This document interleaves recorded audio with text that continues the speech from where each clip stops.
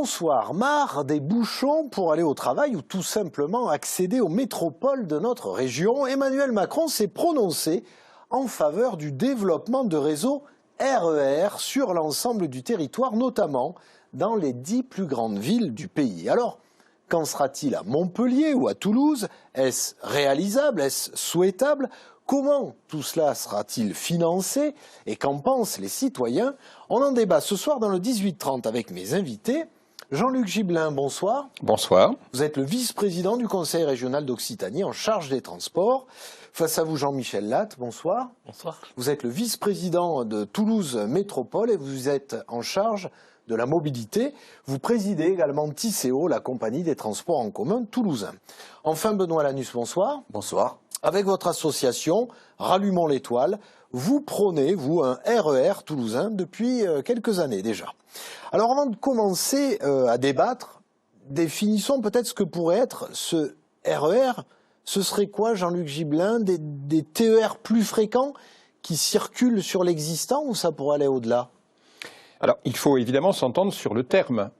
Quand le président de la République, un dimanche après-midi, décide de faire une vidéo, ça pose difficulté parce que il annonce le RER. Le RER aujourd'hui en France, c'est comme ça, c'est le RER d'Île-de-France, c'est de la fréquence à 2-3 minutes, 5 minutes sur d'autres lignes, mais pas plus. C'est évidemment hors de portée de ce qui peut se faire dans d'autres métropoles partout en France. C'est pas propre à l'Occitanie.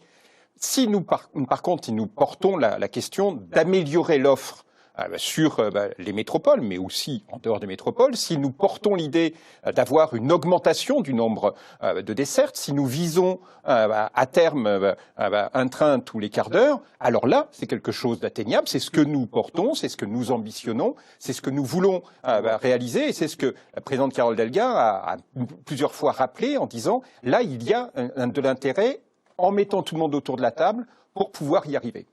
On connaît la densité de population en région parisienne et le nombre d'usagers du RER, mais de votre point de vue, est-ce que ce serait, j'allais dire, applicable à une ville comme Toulouse, par exemple, Jean-Michel Latte? Est-ce qu'il y aurait cette possibilité d'usager, cette densité? Alors, la relation usager, la dimension, on la connaît, c'est un rapport de 1 à 10 par rapport à Paris à peu près.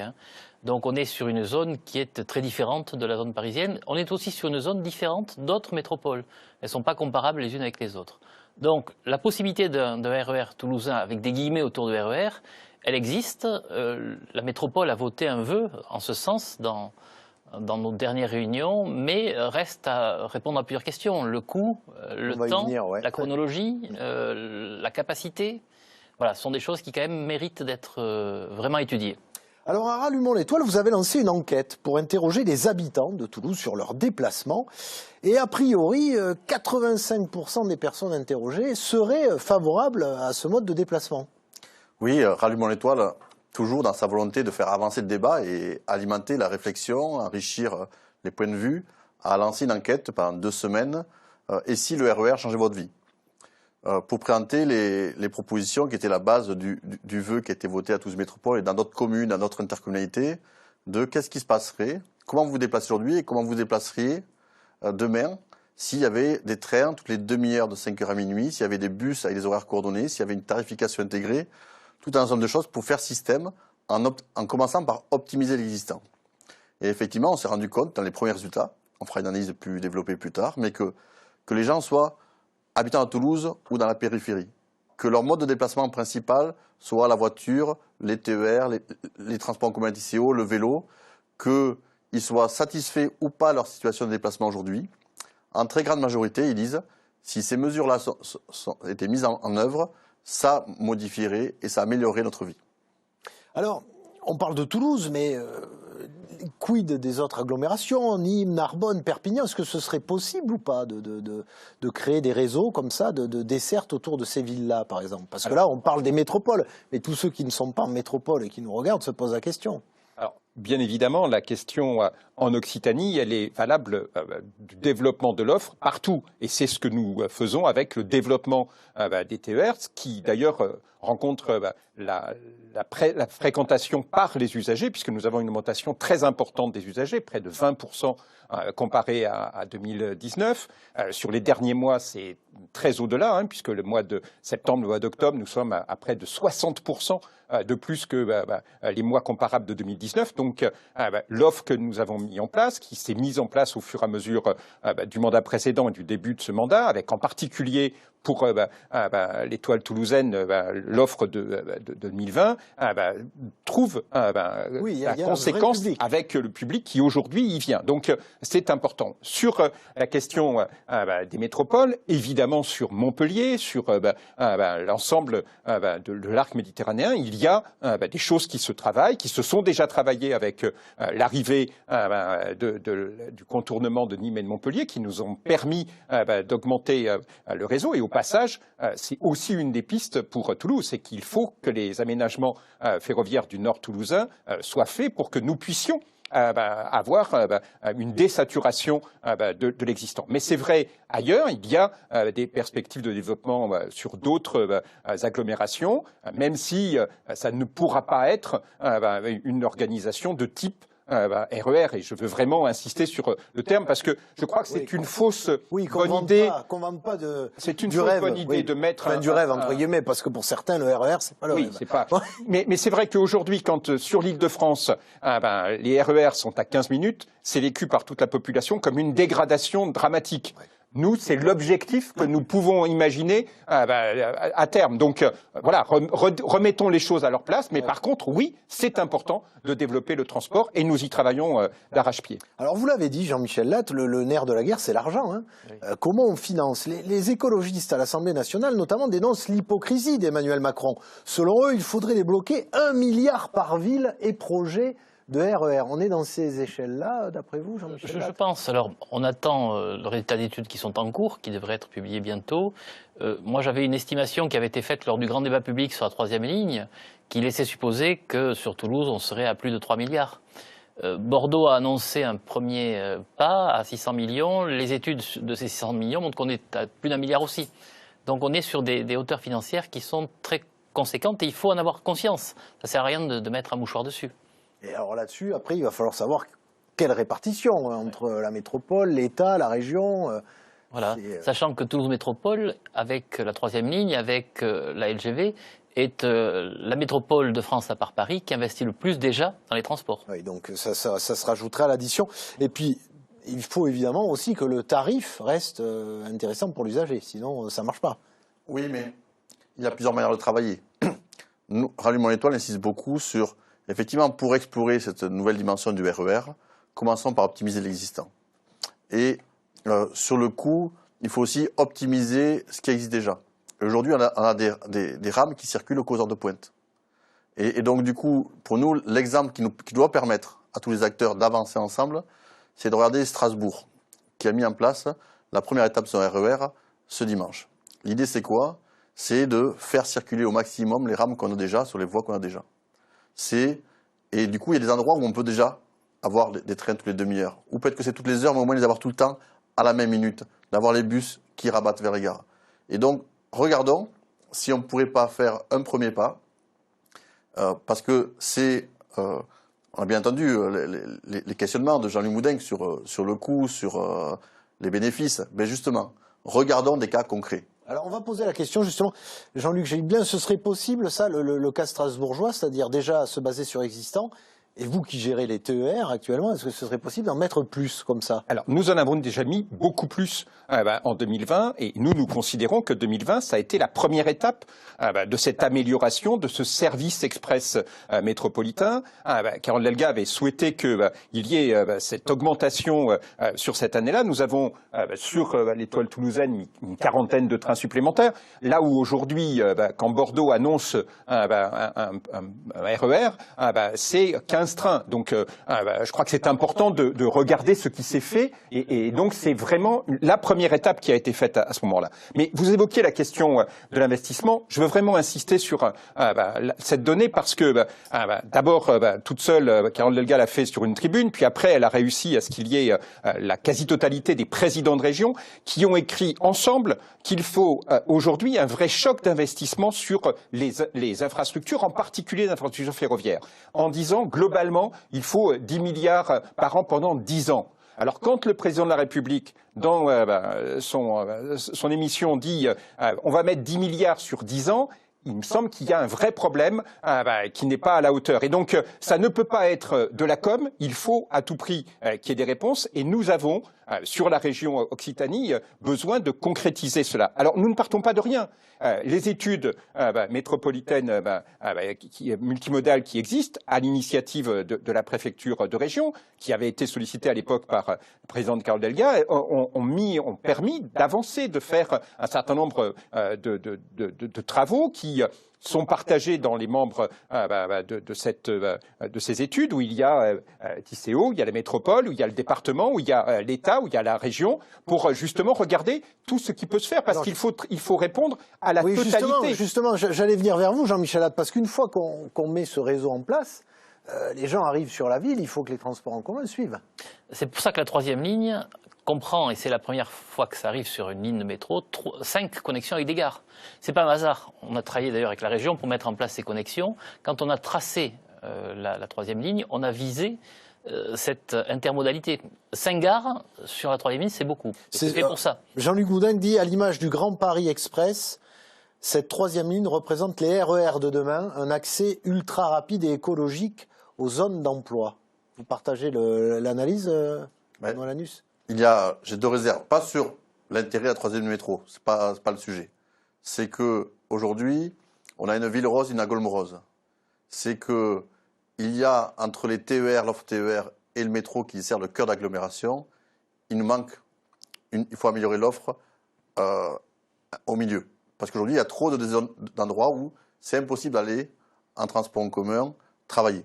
On est une ville très étendue aussi, une métropole très étendue. Plus étendue que Paris. Plus étendue que Paris. Plus étendue que Paris. Oui, mais si vous me permettez, il y a la question de métropole, mais ça va très au-delà. Oui, aujourd'hui, la question à laquelle il faut répondre, c'est globalement à 60 km autour de Toulouse. Donc, bien évidemment, c'est au-delà de ce que TICO peut faire. Donc, il y a besoin de mettre tout le monde autour de la table. Il y a besoin aussi que tout le monde soit au rendez-vous. Oui, le maire de Montpellier, lui, évoque même les grandes lignes, carrément, en disant il faut aussi revoir Il y a cette articulation qui est indispensable. Et derrière, bien sûr qu'il y a la question de la gamme tarifaire, mais il y a aussi la question de la participation. Alors j'entends, quand Jean-Michel Hart dit que Toulouse participe beaucoup, il n'empêche que, par exemple, sur le métro, il me semble qu'il y a une demande de participation et pour le département et pour la région, contrairement à ce que j'ai pu voir ici ou là. Et il me semble que la région a déjà dit qu'elle était partie sur ce principe-là. Mais par contre, il est indispensable de regarder la totalité de ces transports. Et donc, à notre sens, nous ne pouvons pas imaginer d'avancer sur une amélioration de l'offre complète, avec y compris ce qui se fait sur des voies réservées sur les autoroutes. C'est pour ça que c'est important que l'État soit autour de la table, et peut-être que ça aurait été bien qu'il puisse être avec nous aujourd'hui. On les a invités, ils n'ont pas répondu favorablement. En tout cas, nous travaillons ensemble sur cette question-là. On arrive à la fin de la première partie, on va voir justement aussi si vous allez réussir à vous rencontrer avec l'État, parce que vous aurez peut-être plus de chances que nous finalement de les rencontrer.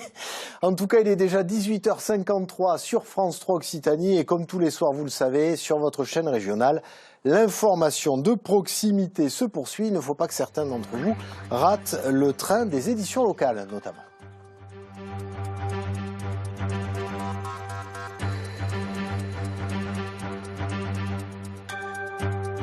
Alors, le modèle de RER parisien est-il duplicable dans d'autres métropoles, comme le suggère Emmanuel Macron? On continue à en discuter pour l'Occitanie. Cécile Fréchinos, bonsoir. Bonsoir. Des tentatives de RER locaux, si je puis me permettre l'expression, il y en a notamment une dans notre région. Oui, il n'y a pas qu'à Toulouse qu'on milite depuis des années pour mettre en place une sorte de RER local. À Perpignan aussi, le projet a été initié par le Parti communiste en 2019, puis porté par le département. Les élus catalans proposent de s'appuyer sur le réseau TER existant et de l'intensifier. Il s'agirait ici de relier les villes de la Côte-Vermeille, du Val-Espire et du Conflent à Perpignan, avec des rames toutes les 30 minutes environ. L'objectif, déplacer 20 à 25% des usagers de la route dans le train. Alors, utiliser et développer le réseau ferroviaire existant, c'est déjà ce que fait la région, on vient de parler. Oui, absolument. Carole Delga affiche une politique forte en matière de transport ferroviaire. Il y a d'abord la toute nouvelle offre de train à 1 € le premier week-end de chaque mois. L'opération a débuté en novembre dernier, mais elle avait déjà été expérimentée durant plusieurs mois et c'est un véritable succès puisqu'elle a permis de multiplier par 5 le nombre de voyageurs les week-ends concernés. Et puis il y a ces lignes fermées depuis des décennies et qui reprennent du service. Exemple dans le Gard et le Vaucluse où un axe a rouvert cet été après 73 ans de fermeture. Mais il y a tout de même un bémol, le réseau ferroviaire existant est-il vraiment capable d'assumer une intensification de son trafic ? La question se pose effectivement. L'été dernier, par exemple, un collectif d'usagers de la ligne TER entre Pau et Toulouse a poussé un véritable coup de gueule pour dénoncer la dégradation du service sur cet axe. Entre janvier et mai 2022, ils ont comptabilisé pas moins de 73 trains supprimés et plus de 100 heures de retard. Des voyageurs qui disent vouloir se détourner du transport ferroviaire à cause de son manque de fiabilité. Merci Cécile. Et puis on l'a dit aussi, une autre des particularités de notre région, c'est qu'on attend bien avant l'annonce de ce RER et depuis longtemps des lignes grande vitesse, notamment Jean-Michel Latte. Oui, et là je crois qu'on est très solidaire sur ce dossier-là. C'est la région, le département, la métropole participent au financement de cette LGV que l'on attend depuis très longtemps. Quand on regarde la carte des lignes à grande vitesse en Europe, on s'aperçoit qu'il y a un grand trou. Et ce grand trou, c'est la région Occitanie, c'est Toulouse, c'est le département de Haute-Garonne aussi. Voilà. Donc on est vraiment au cœur d'un dossier où on est extrêmement solidaire et je crois que c'est très bien ainsi.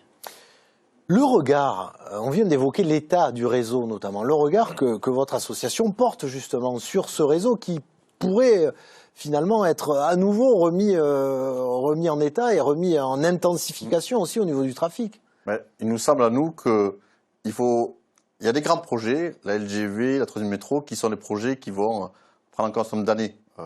Fin 2028, 2029 pour le métro, 2032 pour la LGV. Les habitants d'agglomération, les entreprises, les élus des communes, ils veulent des avancées concrètes. Et c'est pour ça qu'il faut effectivement regarder qu'est-ce qu'on peut faire avec le réseau actuel. Et nous préconisons, pour commencer à entamer le dialogue, c'est vraiment de rentrer dans des questions concrètes pour voir justement qu'est-ce qui bloque. Un exemple, on a une ligne qui a été un laboratoire depuis 30 ans. C'est la ligne Toulouse-Colomiers-Auch. Il y a 30 ans, a été mise en place une tarification de Tissot entre Colomiers et Rennes. Il y a 20 ans, on a mis en place un cadencement de la ligne, ce qui était à l'époque une première en France. Et on a créé de nouvelles gares, et on a créé de nouveaux quartiers. Et un des élus pionniers, c'était Jean-Luc Moudin, qui était adjoint au déplacement et à l'urbanisme. Et depuis, l'offre s'est dégradée. Aujourd'hui, la SNCF n'arrive même pas à assurer le même cadencement. Et du coup, la région a été obligée d'accepter de réduire des fois l'offre parce que la SNCF n'arrive pas aujourd'hui, avec ces conditions actuelles qu'on lui donne, à assurer le même cadencement. Et donc, regardons si on ne pourrait pas revenir à ce cadencement. Qu'est-ce qui bloque ? Qu'est-ce qu'il faut faire ? Pour conclure, messieurs, le président a lancé l'idée, mais qu'est-ce qui se passe maintenant ? Vous allez vous rencontrer ? Alors, c'est pas nous allons nous rencontrer. Nous nous rencontrons régulièrement dans le cadre des études métropolitaines multimodales, à l'initiative du préfet. Il y a évidemment besoin de ce travail en commun, et en ce sens, à plusieurs reprises, la présidente Delga a fait la proposition de travailler à des formes de gouvernance. Il faut discuter. Il n'y a pas de blocage sur cet aspect, mais il faut à tout prix qu'il y ait ce travail en commun. Il y a besoin aussi de regarder en totalité les questions et de ne pas les prendre par le petit bout de la lorgnette, si vous me permettez l'expression, parce qu'il y a cette articulation qui est de plus en plus demandée par la population. Il y a cette visée à minima des 60-70 km. Donc il y a besoin que tout le monde soit autour de la table et que nous franchissions très clairement une étape en ce sens. En tout cas, nous sommes déterminés à le faire et prêts à le faire. En 20 secondes, on est obligé, de toute façon, vu l'engorgement actuel des métropoles. On est sur un travail collectif. Hein. Les élus peuvent travailler ensemble. C'est un sujet où on a plus qu'intérêt à travailler ensemble. Merci à vous trois, en tout cas, de nous avoir fait partager vos points de vue, vos expériences. Et on a bien compris que bon, l'idée avait été lancée, mais que vous y réfléchissiez, que vous y pensiez tous depuis un moment. Mais maintenant, il va falloir, j'allais dire, prendre les bons aiguillages. Demain, le 18-30, s'intéresse à la folie Noël. Que reste-t-il de ce moment de réunion en famille qui est devenu surtout une grande foire commerciale? On en débat ici même. D'ici là, votre météo, suivi de vos éditions régionales.